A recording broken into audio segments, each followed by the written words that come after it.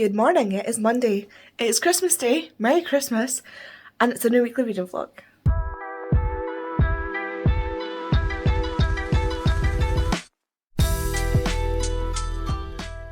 So we're getting ready to go to Kay's mum and dad's. I've got this Christmassy top on. Kay's just doing the most with the Christmas stuff. Hamish is staying here because he doesn't really get along with one of the dogs. But there will also be two dogs who are fairly hyper and children. And it's not really his vibe. So he gets to stay here while we go. And then we'll be coming back to get him. And then going down to my grandparents where we will be cooking Christmas dinner.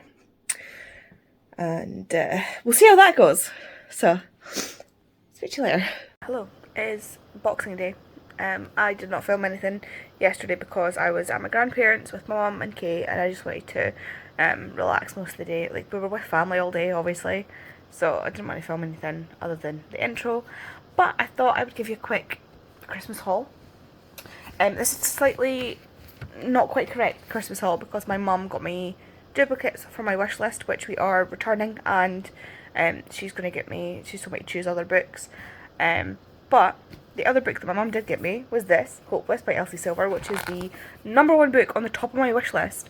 I have the other 4 thanks to Emma from Spoopy Hall's Discord.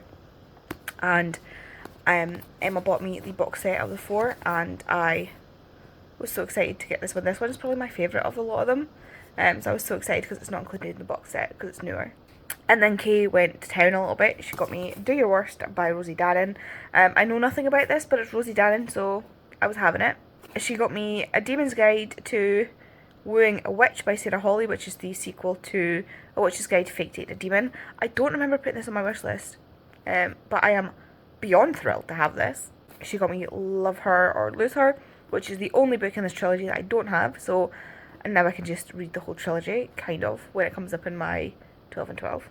The True Love Experiment by Christina Lauren. I love Christina Lauren. I'm not a fan of these covers.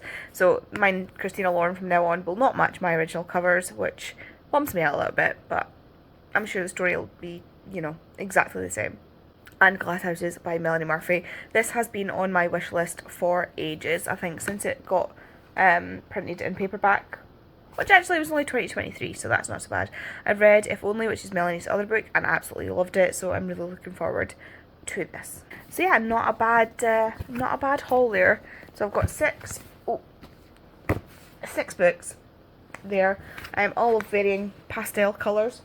And my mum also got me The Cities of Dead and The Gates of Gunye, I don't know how to say it, by Alice Arden, which we know Jem and Katie got me for Secret Santa, well, not even Secret Santa, they just got me them because they're too kind.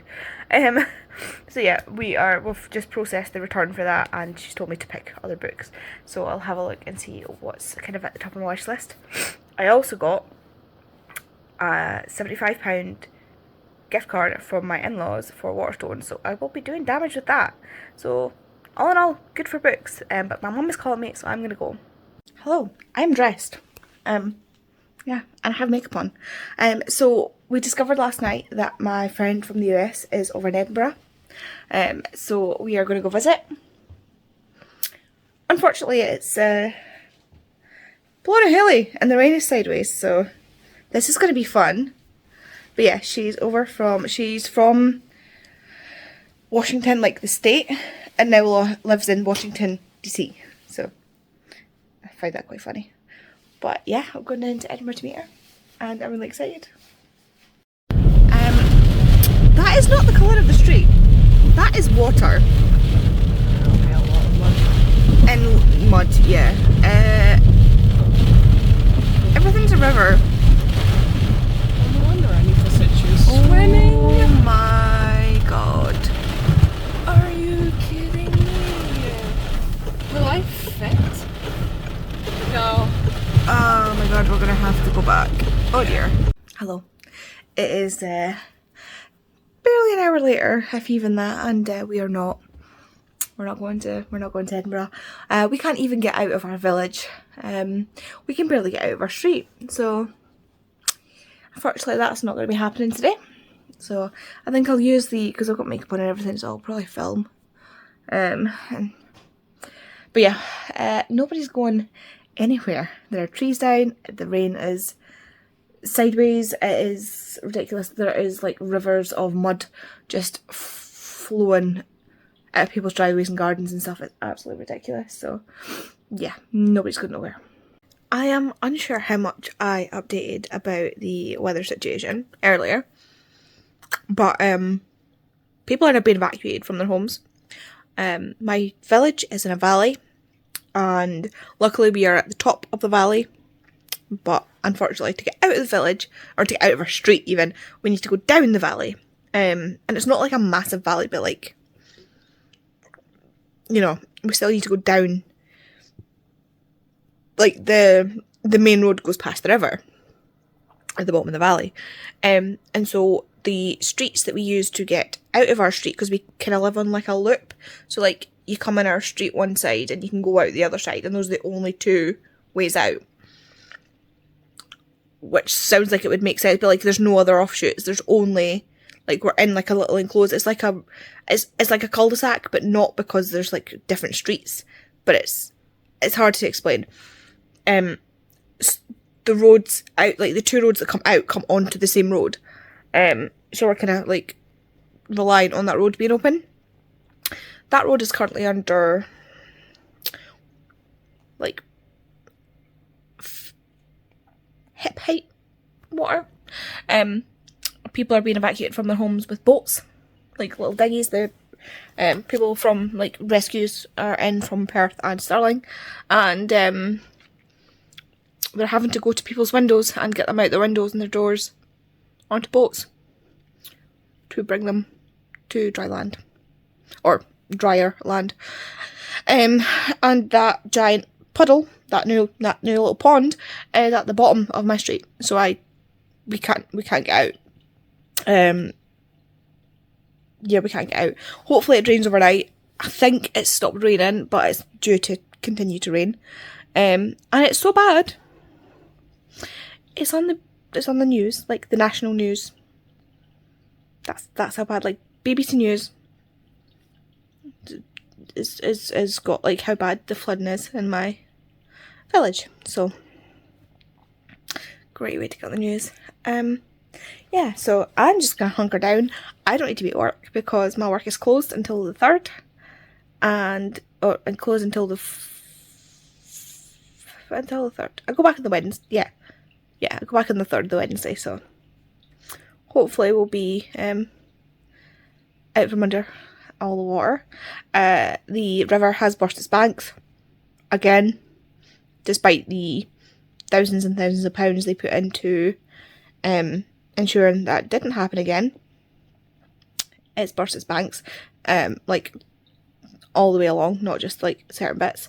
So that's great. That's fantastic. Kay's due to go to work tomorrow. The people who are at her work on late shifts are now staying there because the roads are flooded. So yeah, it's been fun. Roads are flooded, trees are down, a train got hit by a tree. Train stations are currently rivers. Like you can't see the tracks. It's like the water is completely up to the level of like the platform. I can't remember the word. So that's fun. So yeah, I'm gonna read. I think what I'm gonna do is I'm just not for reading right now. I'm gonna read Runaway Vampire. It is meant to be on my January TBR, but I'll just then read the next one, so it'll be fine. Because this is all I'm in the mood to read. I've just knocked something over. Fantastic. And also, because yesterday and today are Stuff Your Kindle days, I don't know how many Kindle books I get. I'm going to have to do a Kindle TBR. I could have tacked it on to my 2024 starter TBR, but I only thought about it now and I've already edited and exported and put that onto my channel, so yeah. Anyway, I'm gonna go. I'm watching some YouTube, and I just thought I should update you because I've not updated you for a while.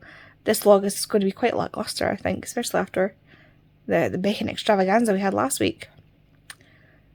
But yeah, I've been I ordered more meds, more painkillers, because I am gonna very quickly run out of painkillers, and I'm scared I'm not gonna get them. So I've not had painkillers for a while. And I am, you know that Nelson meme, it's like, I'm in danger. Yeah. Yeah, it's not fun being in this much pain, and it's really hard to concentrate or do anything. Can't get comfy. I don't know, I don't know if it's jiggling. Like I'm jiggling my leg because my hips are so sore. And it's like the movement distracts me. I don't know. I'm gonna go. I'm actually still quite hungry. I've just had something to eat. I've just had a pot noodle, to be fair. Because I don't really have anything in. And I'm still hungry, so I might have something else to eat. This week between Christmas and New Year really is just like everything's just picky bits. So anyway, speak to you later. Can we just discuss the fact that you were all in here with me last week, the week before Christmas? Let me get my stool. I suppose you can't really say that. I was going to say nobody told me my calendar was still in November. I mean, you probably could have seen that from over there. I apologise. There we go, that's nice. It's like, we're here. With my stool this month. Oh my god. Oh. This is what happens when I try to be organised. The calendar ends up in the wrong month. Oh, Hamish wants out. So, that was all. Hello. It is... I'm counting this is Friday because I've not slept yet. I am a mess. I don't care anymore. I am not having the best day. I've basically been watching those like Wired interviews, not the autocomplete ones, but like the support videos. So like there's like plant support and neurosurgery report and like all these different ones, these science ones that I've been watching where an expert answers questions on Twitter, and it's really cool. I'm sorry, that was really close to the fish tank, and it's really loud because it needs topping up. We have taken the Christmas decorations down. The living room and library are now bare. Because I had a sort of spur of motivation earlier. Sorry, I'm fidgety. I can't really sit still. I'm having this past couple of days, it's been really bad pain. Today is particularly bad. This morning was particularly bad. Thankfully Kay managed to get my painkillers. I do need to take painkillers, I just don't know where they are. Oh, there they are. Next to my vitamins. I need to take some painkillers. But I've gotten into the habit of rationing them. Because I cannot sleep if I don't have painkillers in my system. Because my body is just a bag of pain. So yeah, I've been rationing them so that I'm taking them right before trying to go to sleep, and hopefully by the time they kick in I'll be able to fall asleep. I haven't been sleeping great, just because of the pain, and it's really weird because I feel like I'm sleeping for a long time but I don't feel rested, and like waking up every couple of hours in pain. So maybe actually I'm in bed for a long time but I'm not asleep for a long time, which is great. So I can't remember if I updated you, but I finished Runaway Vampire, which is Tommaso's story. So Dante and Tommaso, no it's not, it's Dante's story. Dante and Tommaso are the twins that I love from this series. And there are so many things that I forgot about Dante's story. It's like Dante and Tommaso, like I say, are twins. They're like 6'8", long black hair, Italian, olive complexion, black eyes with silver through them. Usually wearing like head to toe leathers. So they're quite intimidating guys, but they're absolute sweethearts. And Dante escapes from captivity. He's been captured by these people who are taking immortals. And this is the start of this story arc about the guy that's experiment. He's very Mengele. If you don't know, Joseph Mengele. I don't know how to pronounce his name, and I don't particularly care because he doesn't deserve that level of respect. He was the Nazi doctor who was well known for experimenting on people in the camps, particularly twins, which is why they took Dante and Tommaso. They're twins. They're identical twins, if it wasn't obvious. And so they were taken to this doctor to be experimented on. And because they're immortals, not just because they're twins, because they're twins and immortals.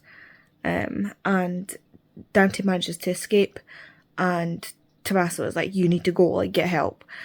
So he runs, and they're chasing him, and then he runs into an RV, which has been driven by Mary, who turns out to be his life mate.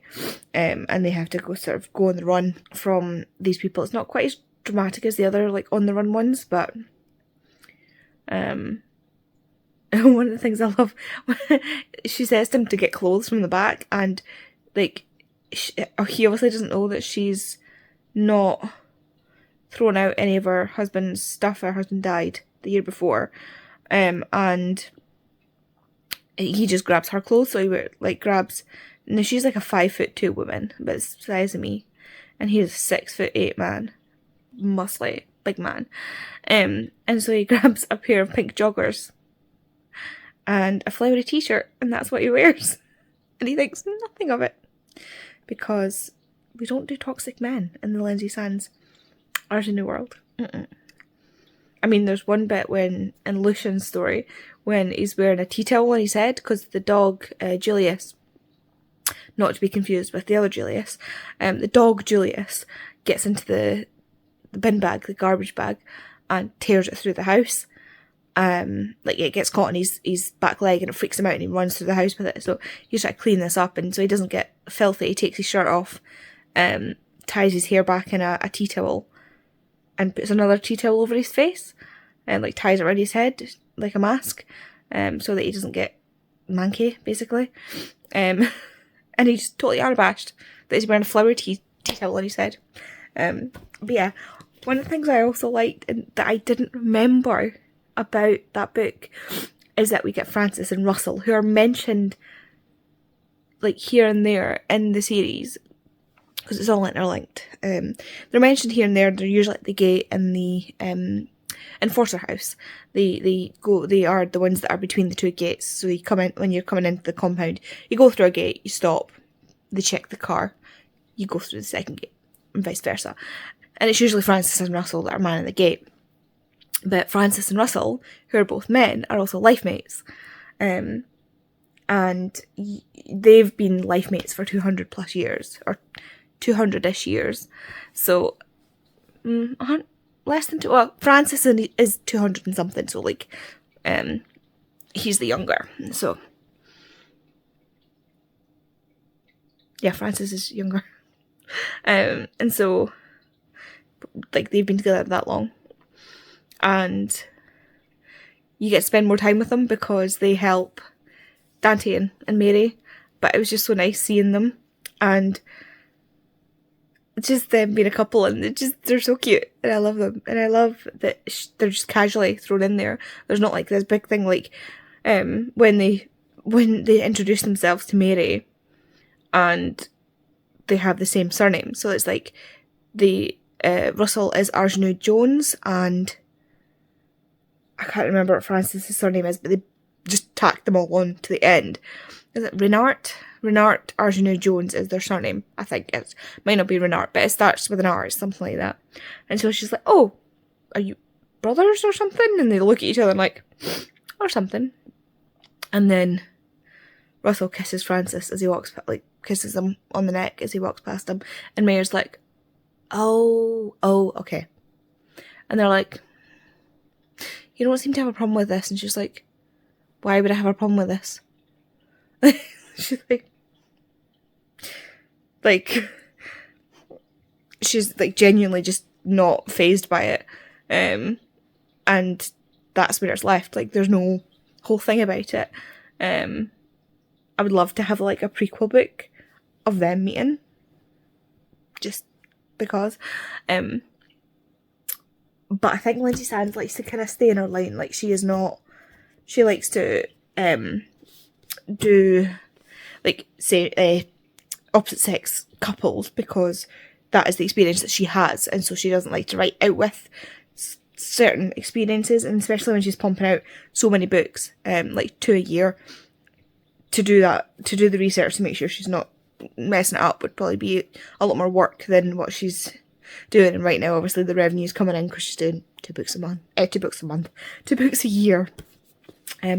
So yeah, really enjoyed that. And then obviously at the end they go on the hunt for Tommaso, and this is where we pick up in this one, Immortal Nights, which is Tommaso's story. And we first are introduced to Abby, and she is in a really crappy position. Her mum has just died. She's had the funeral and everything. She's homeless because she gave up everything. She dropped out of medical school to go look after her mum while she was dying. And our mum sold the house and was renting somewhere. And then obviously when she died, she wasn't able to rent it anymore. So she's going to stay with her friend. Her friend's a pilot and he's called in for an emergency flight.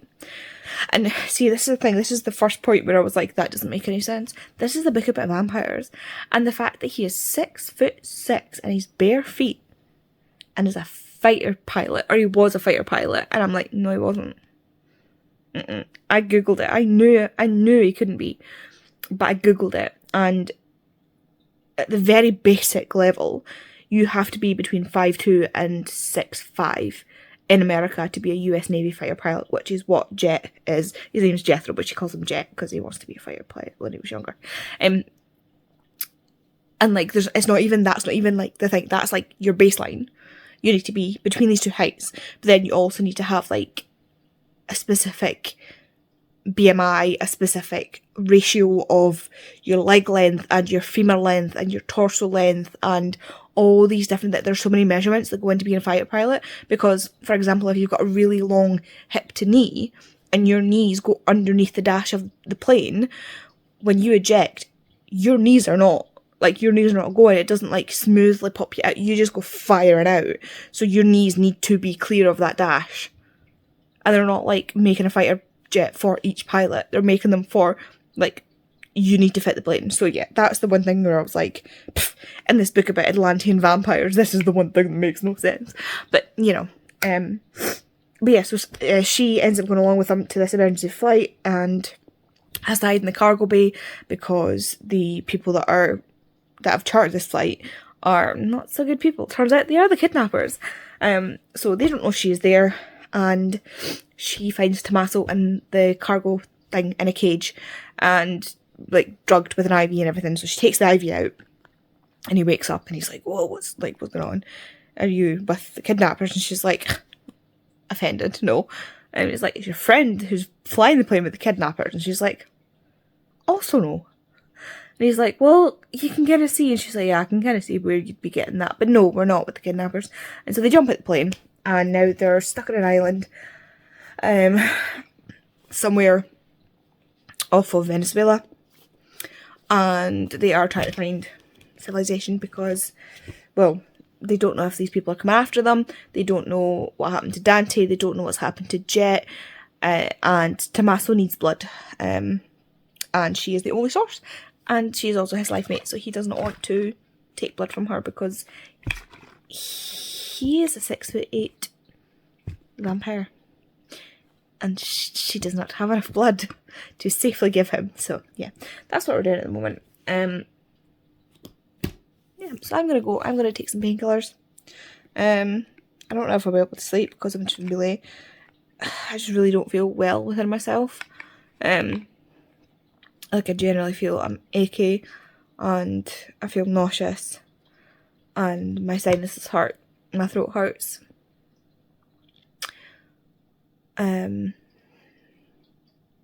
You know when you just don't feel right? That's how I feel, and I don't know if I'm going to be able to sleep. I feel tired, but in that way where I feel like I'm not going to sleep. But yeah, this has been like a really long clip, so I'm going to go take my painkillers and hopefully go to bed. Good afternoon. I am getting ready to film, and I got these new skinny jeans from Little Yak, and I just want to show you them because I'm very happy. So, hi Hamish. So look, skinny jeans. It's been so long since I've had skinny jeans. They are a little bit loose, they keep falling down a little bit, but that's fine because I can get a belt. This really doesn't help that the carpet is blue. But yeah, I'm very happy. They're a little bit, like you can see at the bottom, there's like a little bit, but it's not actually that bad. So yeah, I can actually like move in them, and I feel good at like they're higher waisted. It's like they go up to where my hips dip in to my waist, and yeah, they've got actual pockets, like down to like here. This is great. Yeah, I'm really happy with my new skinny jeans. I'm living my best millennial life now that I have new skinny jeans. So yeah, I might wear them for a little bit just to, well, really because I can't be bothered getting changed again. I've just showered, so I just dried my hair, and yeah, I'm going to film. So Hamish and I will see you later. Hello, good evening. It is currently 11 o'clock. I finished my last book of the year. I filmed 2 videos today, and it's almost New Year. I am really liking my hair today. I don't know what it is about my hair, but I feel like I like it today. Hamish and I have just been... Hi. I've just given him a treat and he's really happy about it. We got new treats and he loves them. Like, they're really good quality treats. Like, their main component is chicken. Well, like, it's like dried chicken rather than like bits, or like biscuits. It's really good. And he really enjoys them. You can hear the dishwasher. It's about to beep. Yeah. It's New Year. New start to my books. Don't know what I'm gonna read first. I'm thinking maybe like Scythe or Red Rising. We shall see. I don't know whether to end this video now or to end this video at midnight. I think I'll end at midnight. And then I can say Happy New Year to y'all. And then you'll see this on Tuesday.